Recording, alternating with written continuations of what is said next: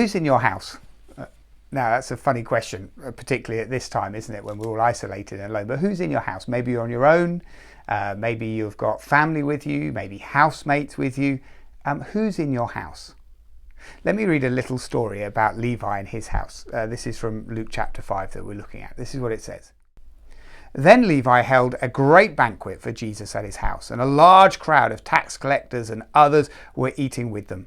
But the Pharisees and the teachers of the law who belonged to their sect complained to his disciples, "Why do you eat and drink with tax collectors and sinners?" I love that image of Levi. He's met Jesus, he's become persuaded in who Jesus is, he's thrown himself onto Jesus, and he throws a huge celebratory banquet. And who does he invite? Basically 2 sets of guests. Set number 1 is described here as tax collectors and others, and then later on as tax collectors and sinners. They're all sorts of vagabonds and misfits, and exactly the kind of people that Levi would never associate with. In fact, so much so that those self-righteous ones, the Pharisees watching, kind of grumble and complain, how dare he mingle and mix with those sorts of people. And then the second category, it's a category of 1, the second person is Jesus. That's who's invited into his house.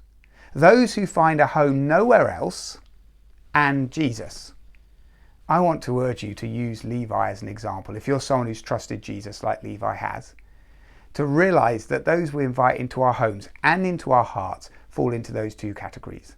Category number 1, it's the last and the least and the lost. It's those who have a home nowhere else. It's one of the reasons why I think fostering and adoption is such a beautiful Christian thing. You find those who don't have a home.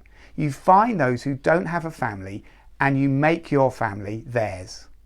And the second person? Jesus.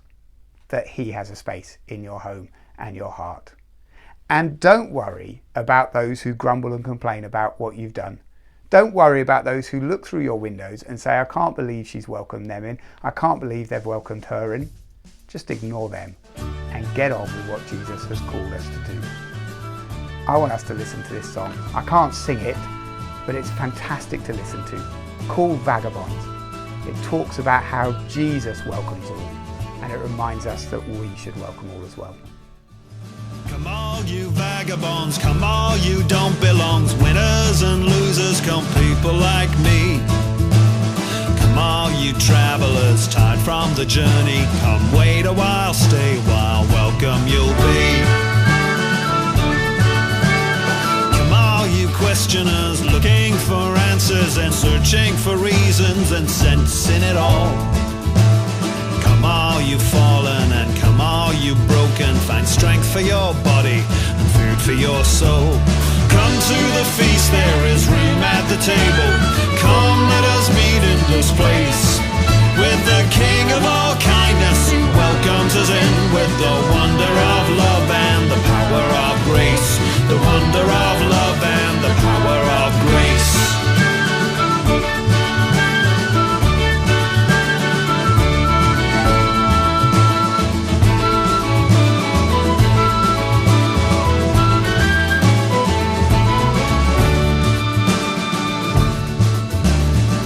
Those who worry about houses and money, and all those who don't have a care in the world. From every station and orientation, the helpless, the hopeless, the young and the old. Come to the feast, there is room at the table. Come, let us meet in this place with the King of all kindness who welcomes us in with the wonder of love and the power of grace. The wonder of love and the power of grace.